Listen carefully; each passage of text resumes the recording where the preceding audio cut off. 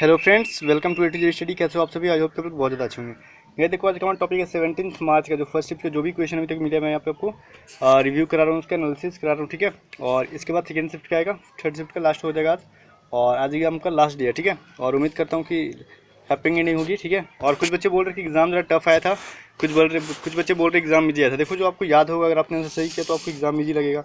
जो आपको याद नहीं होगा और एग्जाम में कुछ छूट जाता है तो फिर आपको टफ लगेगा, है ना। तो एग्ज़ाम जो है कोई ज़्यादा टफ नहीं हो रहा है, कोई ज़्यादा इजी नहीं हो रहा है। एग्ज़ाम बिल्कुल भी मॉडरेट हो रहा है, बिल्कुल भी रिजल्ट लाने तक एग्ज़ाम हो रहा है सारे शिफ्ट में, ठीक है।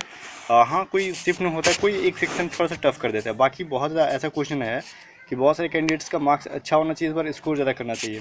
फर्स्ट अटैम्प्ट जो है इनका, उनको चलो भाई इग्नोर करो, लेकिन जो एक दो अटैम्प्ट कर चुके हैं, मतलब एक दो बार एग्जाम दे चुके हैं, जिनका ये सेकंड या फिर थर्ड अटैम्प्ट है, उनका रिजल्ट तो इस बार हो जाना चाहिए, ठीक है। चलो, जिसका लास्ट अटैम्प्ट है या फिर लास्ट एज है, तो उसका तो श्योरली है कि सिलेक्शन होना चाहिए इस बार, बिकॉज एग्जाम बहुत ज़्यादा ईजी था। आप देखो, फाइनली मैं बोलूँ तो आपको ऑफिशियल वेबसाइट पे एक विजिट कर लेना, A2ZStudy.in, अब तक के सारे पेपर को पाने के लिए, ठीक है। इस वेबसाइट पे www.A2ZStudy.in पे सारे क्वेश्चन आपको मिल जाएंगे। बाकी टेलीग्राम चैनल पे एग्जाम खत्म होने के बाद पूरे के पूरे PDF आपको मिल जाएंगे, ठीक है। और यूट्यूब चैनल पे तो हर एक चीज़ है। यहाँ पे इंस्टाग्राम पे फॉलो करके मुझे मैसेज कर सकते हो, जिनका भी मैसेज का रिप्लाई मैं नहीं दे रहा हूँ। आज एग्जाम खत्म हो जाएगा, उसके बाद से मैं शाम को सबका रिप्लाई देना शुरू कर दूंगा, बिकॉज अभी मैं बिजी रह रहा हूँ PDF बनाने में और ब्लॉग लिखने में, ठीक है। चलो, जितने भी क्वेश्चन हम यहाँ पे कर लेते हैं, आपका टाइम मैंने काफ़ी वेस्ट कर लिया, 1-1.5 मिनट तक। देखो, यहाँ पे सबसे फर्स्ट क्वेश्चन क्या आया था, इजी से क्वेश्चन आया था। राज्यसभा का सदस्य होने के लिए न्यूनतम आयु क्या होनी चाहिए, मिनिमम एज क्या होनी चाहिए अगर मेंबरशिप करना है हमें राज्यसभा के लिए, तो ठीक है। तो आपके पास मिनिमम 30 एज होना चाहिए, ठीक है। कुछ बच्चे बोलते हैं 25, बिल्कुल भी गलत है। राज्यसभा के लिए आपको 30 एज होना जरूरी है, ठीक है। अब देखो, गेटवे ऑफ इंडिया कहाँ पे स्थित है, ठीक है। गेटवे ऑफ इंडिया और एक होता है इंडिया गेट, ठीक है। इंडिया गेट और गेटवे ऑफ इंडिया में दोनों में अंतर है। इंडिया गेट दिल्ली, नई दिल्ली, ठीक है। और गेटवे ऑफ इंडिया जो है मुंबई में है, इस बात को ध्यान रखो। एक बार मैं आपको जीके पढ़ा रहा था, इंडिया गेट की स्थापना के बारे में, फिर किसी से रिलेटेड पढ़ा रहा था। उस टाइम मैंने आपको बताया था कि इंडिया गेट और गेटवे ऑफ इंडिया में डिफरेंस बताया था मैंने आपको। उस टाइम मैंने बताया था कि दोनों कहाँ कहाँ स्थित है, ठीक है। वर्तमान में आपके जो मणिपुर के मुख्यमंत्री वो कौन है, देखो, बीरेन सिंह का लास्ट का नाम है। इसके आगे भी कुछ बड़ा सा नाम ऐड है, वो नाम थोड़ा सा पढ़ने में या प्रोनाउंसिएशन में दिक्कत होता है, इसकी वजह से मैंने सिंपली क्या वीरेन सिंह कर दिया, ठीक है। बिकॉज उसका प्रोनाउंसिएशन करने में थोड़ा स्लो हो जाता है बोलने में, तो डायरेक्ट ये समझो बीरेन सिंह ऑप्शन में जिसका था वो सही है। अब देखो, भारत का नेपोलियन के नाम से किस जाना जाता है, सिंपली समुद्रगुप्त को, ठीक है। अब देखिए, एशिया का सबसे बड़ा यूनिवर्सिटी कौन सा है अकॉर्डिंग टू गूगल, मैंने गूगल किया, मुझे पता नहीं था इसके बारे में। एशिया का सबसे बड़ा यूनिवर्सिटी कौन सा है, ये national university of Singapore. Google में टॉप 10 में सबसे 1 नंबर पे यही दिया हुआ था। बताना ऑप्शन में ये था या नहीं था, ठीक है। अब बताओ, मिट्टी के घर में जो क्वेश्चन था, मिट्टी के घर गर्मियों में ठंड और ठंड में गर्मी क्यों होता है, या फिर इसे घुमा फिरा के कुछ और पूछा गया, उष्मा का कैसा कंडक्टर है। देखो, ये उष्मा का क्या कुचालक होता है, ठीक है। बिकॉज देखो, अगर सुचालक होता, ठीक है, अगर ताप का सुचालक होता तो गर्मी में क्या होता है, गर्मी इंटर कर जाती और पूरा घर को गर्म कर देती। और ठंड का अगर सुचालक होता तो ठंडा इंटर करके पूरा घर को ठंडा कर देता। बिल्कुल भी ऐसा नहीं होता, अपोजिट होता है। गर्मियों में ये गर्मी को इंटर ना करने देते, बल्कि क्या होता है, अंदर का वातावरण जो इसका ठंड रहता है, और ठंड में इसका कुचालक होने की वजह से ही, ठंड को एंट्री ना करने की वजह से जो इसका टेम्परेचर हाई रहता है, बिकॉज अंदर लोग रहते हैं, इनका टेम्परेचर जो होता है, इनके बॉडी का टेम्परेचर जो बाहर नहीं निकल पाता है, और बाहर का टेम्परेचर जो अंदर नहीं आ पाता है, ठीक है। तो वही बात है, ये जो उष्मा का या फिर हीट का क्या बोलो, ताप का कुचालक होता है, ठीक है। चलो, नेक्स्ट कौन सा क्वेश्चन है, कौन सा शहर यमुना नदी के किनारे नहीं है। देखो, अकॉर्डिंग टू ऑप्शन, कुछ बच्चे बोल रहे हैं कि ऑप्शन था लखनऊ, तो आपका आंसर हो जाएगा लखनऊ, ठीक है। यमुना नदी के किनारे नहीं है, लखनऊ। नेक्स्ट देखो, उत्तल लेंस जो है किस दृष्टि दोष में प्रयोग किया जाता है, ये हो जाएगा दूरदृष्टि दोष, ठीक है। अब इसका मैं ट्रिक बताता हूँ। एक होता है दूर, ठीक है, दृष्टि दोष होते हैं ना, दूर दृष्टि दोष। एक होता है निकट, ध्यान से सुनना, हमेशा एग्जाम में काम आएंगे। निकट और दूर, दूर के लिए उत्तल, निकट के लिए अवतल। अब मैं याद करने का ट्रिक बताता हूँ, अवतल और उत्तल का डिफरेंट।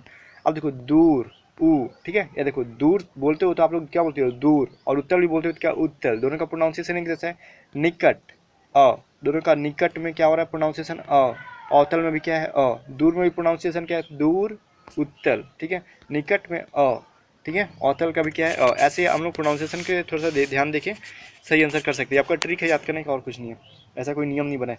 प्रतिरोध की बीमा जो होता है, डायमेंशनल फार्मूला क्या होता है रेजिस्टेंस का, ML2T-3 A-2, ये होता है आपका प्रतिरोध का डायमेंशनल फार्मूला होता है, ठीक है। चलिए, नेक्स्ट क्वेश्चन देख लेते हैं क्या हमारा। ये देखो, ये सारी जीके नहीं है, बल्कि साइंस के क्वेश्चन मिला के भी है। ये मत बोलना कि सर जो है सारे के सारे आपने जीके इतना कैसे दे दिया, तो उसमें कुछ साइंस के क्वेश्चन और जीके मिक्स है, ठीक है। सारे क्वेश्चन तो नहीं मिल पाते हैं। साइनोनिम ऑफ प्रोग्रेसिव, प्रोग्रेसिव का आपका साइनोनिम पूछ रहे हो, तो प्रोग्रेसिव का मतलब क्या होता है, कंटिन्यू रहना किसी काम में, ठीक है। अब ये डिपेंड करता है कि आपके ऑप्शन में क्या था। तो देखो कंटिन्यूअस हो गया आपका, डेवलपिंग हो गया, फिर से ETC बहुत सारी इसका जो होता है साइनोनिम हो सकता है प्रोग्रेसिव का। आप समझ लें लगातार किसी काम को करना, कंटिन्यू रहना, इससे रिलेटेड जो भी वर्ड होगा आपका ऑप्शन में ये आपका साइनोनिम हो जाता है। ठीक है, अब देखिए अपोजिट ऑफ कंक्योर, कंक्योर का मतलब क्या होता है? सहमत हो जाना किसी बात पे। ठीक है, वही बात है। एंटोनिम इसका हो जाएगा असहमत होना, मतलब क्या डिसएग्री, डिनाई, रिफ्यूज, ETC। ठीक है, बहुत सारे हो सकते हैं, कुछ भी हो सकता है, अब डिपेंड करता है आपके कंक्योर का ऑप्शन क्या था। ठीक है, चलो नेक्स्ट क्वेश्चन क्या है, प्लीज़ हेल्प मी। तो ये सभी जो वॉइस नरेशन जो है बिल्कुल बताने लायक नहीं है, क्योंकि इतनी सारी जो सारी इतनी इजी क्वेश्चन है, सारे मैंने पहले करा रखा है। वॉइस नरेशन क्वेश्चन टैग ये सभी मैंने करा रखा है। पैसेज आया था इंडियन यंगस्टर्स सुसाइड पे। ठीक है, अब इस टॉपिक मैंने बच्चे ने बताया कि इंडियन यंगस्टर्स जो है सुसाइड पे जो रिलेटेड था पैसेज आया था। अब पैसेज क्या था मुझे तो इतना कोई कमेंट करके बता नहीं सकते, और ना ही किसी को याद होगा। ऑनरेबल का स्पेलिंग पूछा था कैसे सही होता है, मैंने बिल्कुल ही देखो कल भी मैंने एक स्पेलिंग दिया था रिसीव का। बहुत सारे बच्चे बोल रहे हैं कि क्या बता रखे हो, रिसीव का स्पेलिंग तो बिल्कुल सही है। मैं तो सही करके आपको देता ही हूँ, एग्जाम में ये गलत छांटने के लिए आया था कि इसमें से जो गलत है उसको बताओ सही कौन सा होगा, तो मैं यहाँ पे बिल्कुल भी आपको सही करके देता हूँ जो सही होता है। ऑनरेबल का सही स्पेलिंग ऐसे लिखे, कल मैंने रिसीव का भी बिल्कुल भी सही स्पेलिंग करके दिया था, उसमें बहुत सारे बवाल मचा रखे थे बहुत सारे स्टूडेंट ने।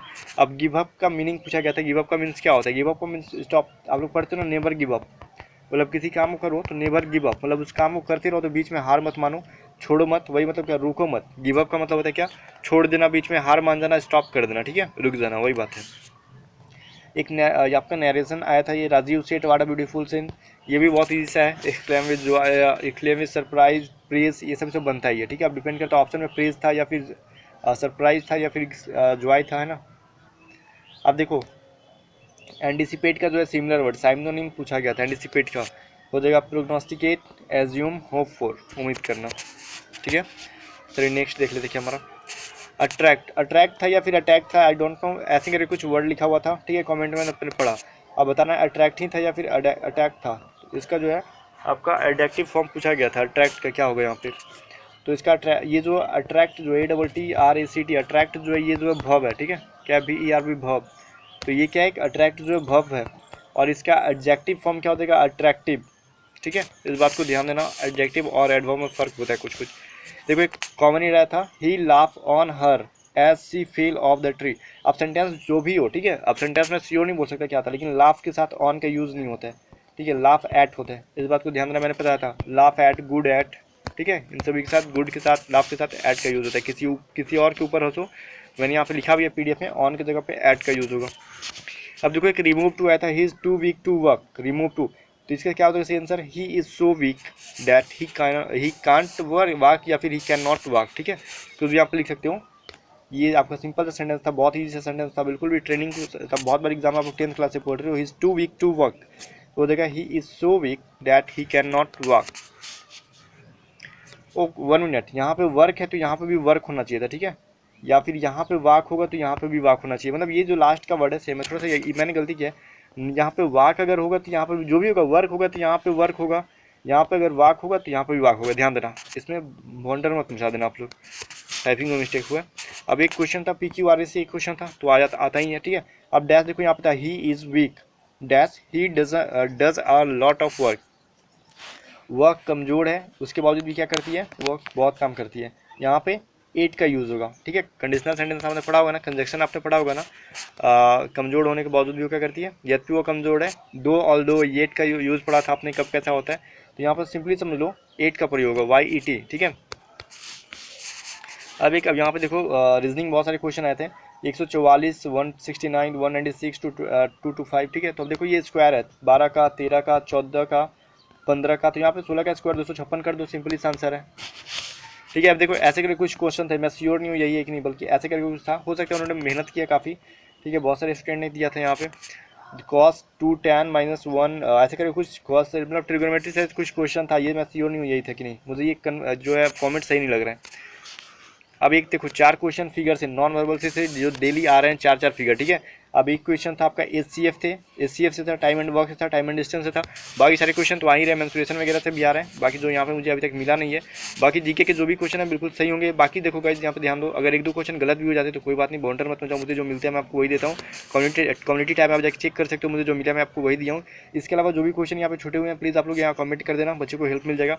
बाकी अपने वेबसाइट पर आप लोगों के लिए बना हुआ हेल्प आपको मिलेगा। इसके बाद एग्जाम के बाद आपका हो जाएगा जीडी की तैयारी आपकी वेबसाइट के थ्रू बहुत ज़्यादा करा दूंगा मैं, टेंशन मतलब एसआरटी जो होता है, एसआरटी और रीजनिंग के जो क्वेश्चन आएंगे मैं आपको वेबसाइट पर बहुत ज़्यादा प्रोवाइड करते रहूँगा, ठीक है। चलो बेस्ट ऑफ लक, वेबसाइट को ज़रा फॉलो कर लेना, और अब डिपेंड करता है आप पे क्या करते हो।